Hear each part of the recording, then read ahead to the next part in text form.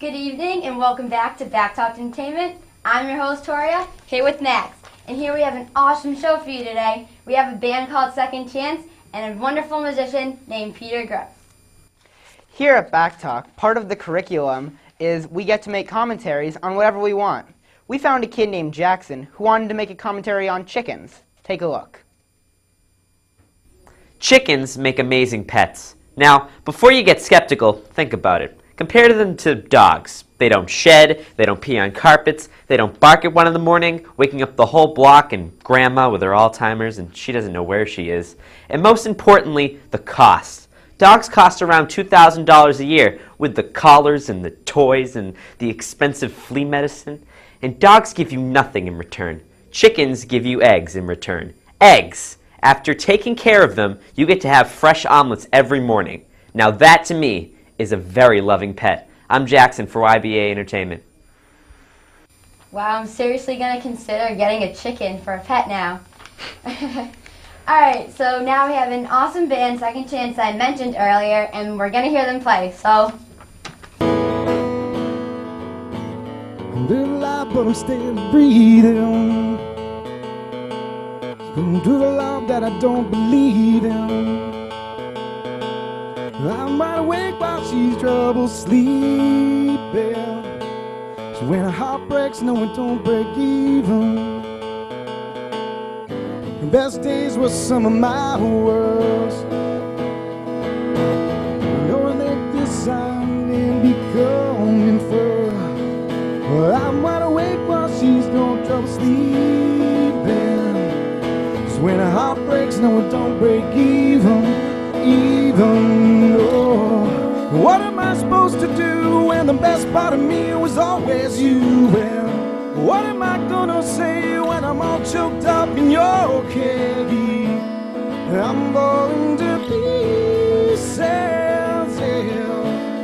I'm falling to pieces, yeah.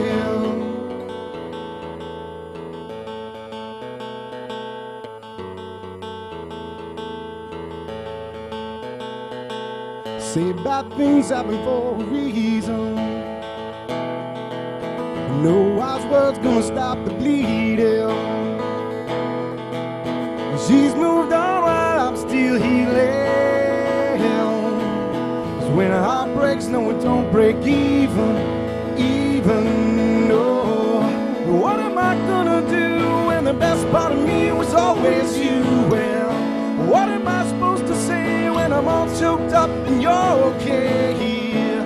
I'm going to pieces, yeah.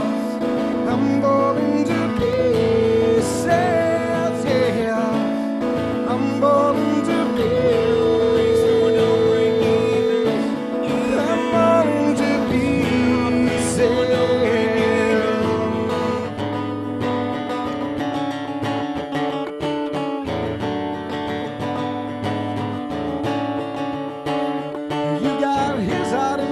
None of the pain. You took your suitcase, I'll take the blame. Now I'm trying to make sense of what little remains.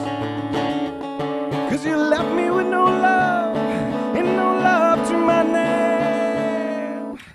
Still alive, but I'm barely breathing. So pray to a God that I don't believe in. I got time while she got freedom. When a heart breaks, no, it don't break. No, it don't break. No, it don't break you. What am I gonna do when the best part of me was always you? And what am I supposed to say when I'm all choked up and you're okay? I'm going to pieces, yeah. I'm going to pieces, yeah. I'm going to pieces.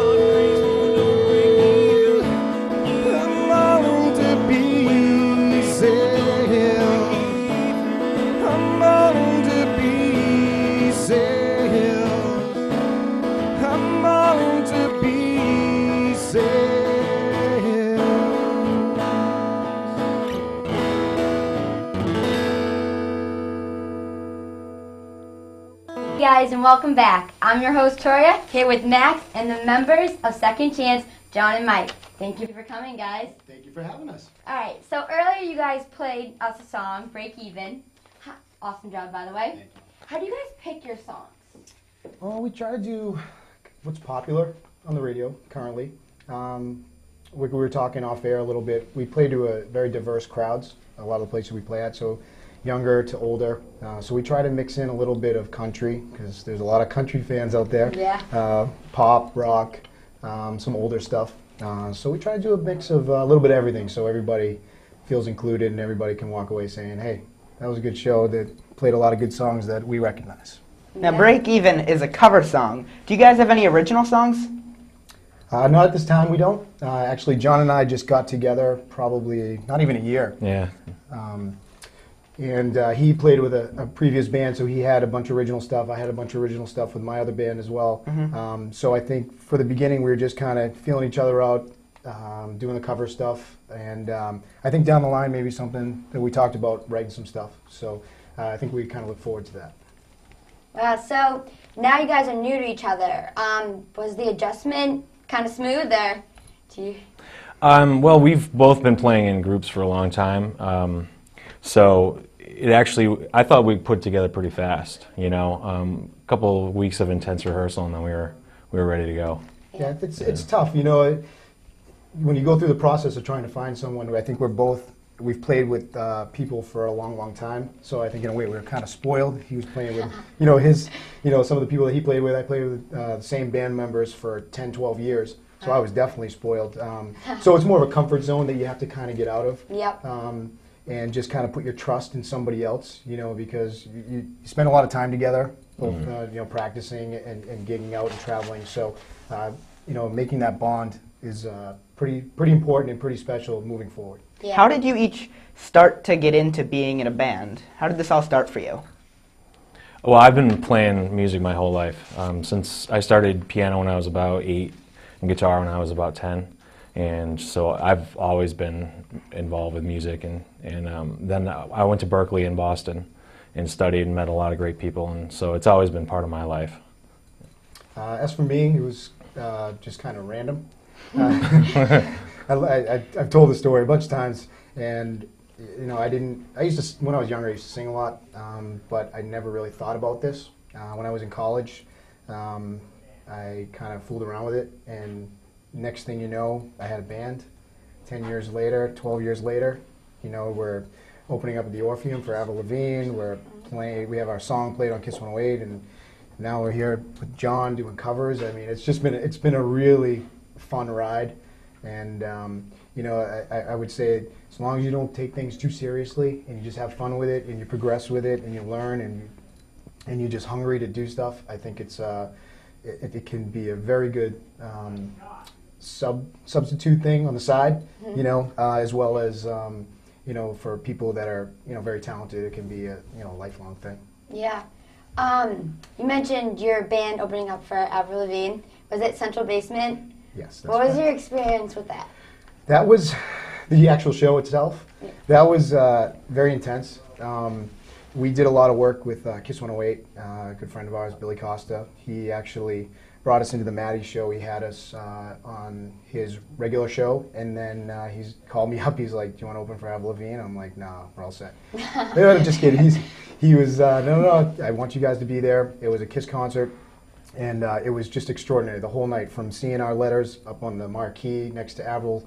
Actually, didn't get a whole bunch of time with her because while we were sound checking, she was eating, and vice versa. Yeah. But she did happen to walk by me when we were done with our set, and playing to 3,500 people under lights and smoke and all that type of stuff was. It was being a rock star for one night. So it was something that I'll always look back and treasure on. Yeah. Well, this last question before we go to the break is a two-part question. One for each of you. What was the biggest crowd you've ever played for, and where are you guys playing next?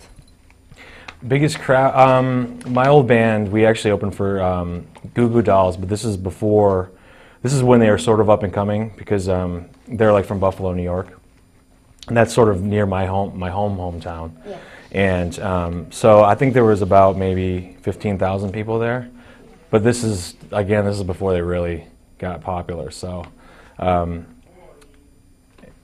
when we're playing next, I guess you could answer too. Yeah, we have a show coming up Friday, July 23rd at the Stone Forge. It's actually a great show for all ages to come out and see. There's no carding, so anybody can go have dinner. We actually play outside. It's a pretty great venue to see us play at.